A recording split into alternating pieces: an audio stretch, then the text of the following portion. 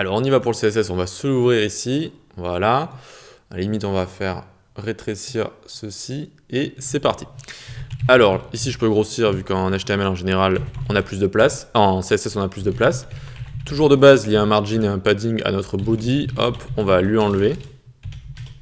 Margin, padding, très bien, tac, tac, hop. On lui met un background, une sorte de blanc cassé, D, D, D, C, D, C. Hop, nickel, c'est bon, une sorte de gris. En hauteur, on va lui mettre 80 VH, ça veut dire 80 viewport 8, c'est-à-dire 80% de la hauteur d'écran. Display Flex, Justify Content Center et Align Item Center. Donc, on utilise Flexbox pour centrer tout ce qu'il y a dans notre body sur X et sur Y. Sur X avec Justify Content, sur Y avec Align Items. Et on voit déjà que tous nos éléments sont bien centrés ici.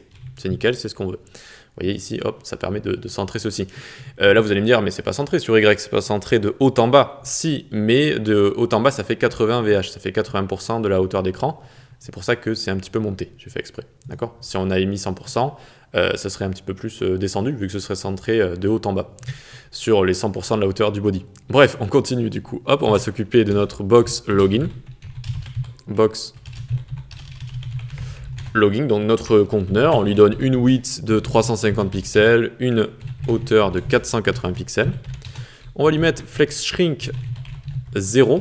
Donc ça va l'empêcher de se rétrécir si on est en petit écran. Notamment, je vais vous montrer parce que vous n'avez peut-être pas l'habitude de cette propriété. On lui met juste d'abord un background FFF, c'est-à-dire blanc, et un border radius pour arrondir les angles à 5 pixels, donc pour arrondir.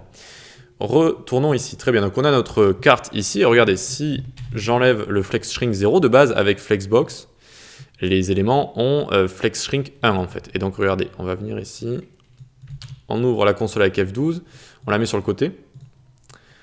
Et regardez, je descends, très bien, très bien. Puis dès que je touche, hop, ça va commencer à shrink, c'est-à-dire rétrécir en fait. Et j'ai pas envie que ça fasse ça, d'accord?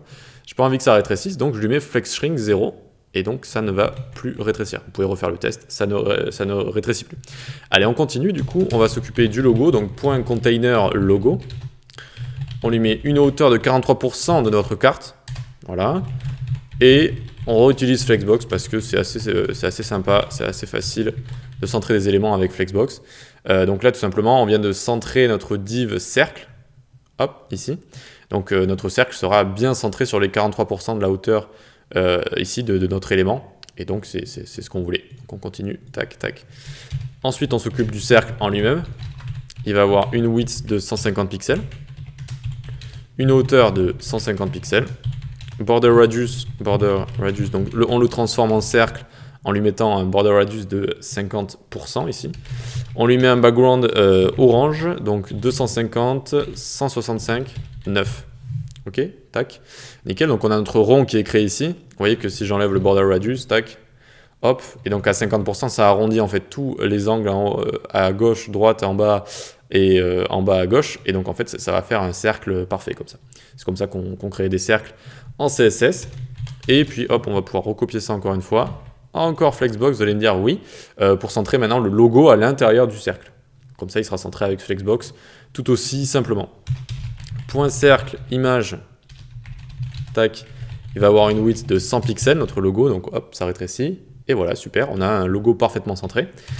Et on va pouvoir attaquer notre container à input, on va lui donner une height de 57%. Vu qu'on a donné une hauteur de 43% à notre container logo, ben on donne le reste en fait à notre container à input, 43 plus 57, ça fait 100% évidemment. Donc on continue ici, form, input, donc les inputs qui sont à l'intérieur de notre élément form, on les display block parce que de base ils sont display inline, on les margin 20 pixels en haut et en bas, auto à gauche et à droite, voilà, donc regardez ils sont ici nos deux inputs, là je vais grossir un petit peu peut-être, tac, enfin quoi que je vais pas grossir comme ça vous aurez vraiment ce qu'on est en train de coder. Ensuite on va enlever l'outline, parce que c'est pas très sympa d'avoir cet effet là quand on clique dessus. On lui met un background hashtag F2, F2, F2, qui est une sorte de blanc. Ok. On lui met une width de 90% de la largeur. Border 0. Hop, border 0, tac. Vous voyez que ça enlève les vilaines bordures. De base, ils ont cet effet-là, là, très effet années 90, où on a les inputs qui ont des ombres comme ça. Vous lui mettez border 0 et hop, on est sauvé. On met un padding ensuite de 15 pixels, et donc, regardez, Tac, ça va rajouter un padding à l'intérieur, ce qui est très sympathique. Ensuite, pour ce qui est border radius, donc là, ça va être le rayon des bordures, on lui met 3 pixels, histoire d'arrondir légèrement nos inputs, que ce soit moins sharp, moins pointu sur les côtés. Voilà, ensuite, on va mettre un box sizing border box. Alors ça, je l'avais mis, ça sert à calculer, en fait, dans le calcul de la largeur et de la hauteur, ça prend en compte le padding qu'on a mis à nos éléments, et notamment aussi dans le calcul de la largeur et de la hauteur par rapport au padding et aux bordures en fait. D'accord, c'est à ça que ça sert, box sizing, border box. Ici je l'enlève, regardez, ça va prendre du coup quasiment toute notre place, alors que maintenant ça va prendre en compte qu'il y a un padding et donc ça va l'enlever dans le calcul de la largeur notamment, et donc regardez, hop, ça va mettre plus d'espace sur les côtés. Voilà. Le font size ensuite à l'intérieur, 14 pixels. Hop, voilà, je l'ai grossi légèrement, je crois que de base c'est sur 12 pixels. Ensuite, le bouton, donc forme button, on lui met display block également parce que c'est un display inline de base. Hop, donc display block, margin 20 pixels auto, tac. Et on va pouvoir lui rajouter beaucoup de choses qu'on a mis au-dessus. Donc à la limite, regardez, on va prendre ça, tac. On le met là, donc display block très bien, c'est ce qu'on veut. Margin 20 pixels, c'est ce qu'on veut également. Vous voyez qu'en fait, il se ressemble beaucoup avec la taille de nos inputs, hein, c'est quasiment la même chose. On va enlever les bordures également, padding pareil. Tout ce qu'on va changer en fait, c'est la couleur ici. Donc au lieu de lui mettre un background en blanc, eh bien on va lui mettre un RGB 250, 165, 9. Et voilà, pour rappeler un petit peu le orange qu'on a ici. Et très bien, on va lui mettre un curseur pointeur quand on passe notre souris dessus, pour montrer qu'on peut appuyer. Et on va légèrement grandir comme ça notre font size, très bien. Et c'est bon, on a tout ce qu'on voulait ici. Ok, donc on a fini avec notre bouton. Voilà, donc là je viens de cliquer dessus, donc il nous dit veuillez renseigner ce champ, évidemment. On va finir le texte à la fin, donc on l'a appelé .txt fin, text align center pour le centrer. Et la font family, on va en mettre une, à notre body ici.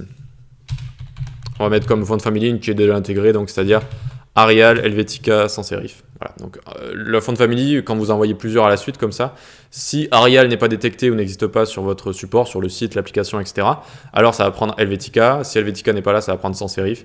Et si sans serif n'est pas là, ben, ça prend ce qu'il y a sur le site. Ok, c'est pour ça qu'on a remis à la suite comme ça. Très bien, donc txt fin, et puis maintenant on va s'occuper du lien. Txt fin A, donc le lien. On lui enlève la text decoration, donc c'est-à-dire on lui met none ici, c'est le petit trait qu'on a en dessous, tac, ça l'enlève, et on lui met comme color salmon. Salmon comme ça, couleur saumon, tac.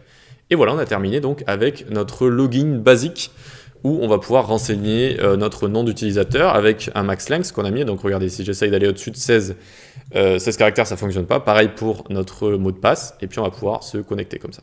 Voilà. Posez-moi des questions si vous en avez, sinon on va pouvoir passer au prochain formulaire, tout simplement. À tout de suite.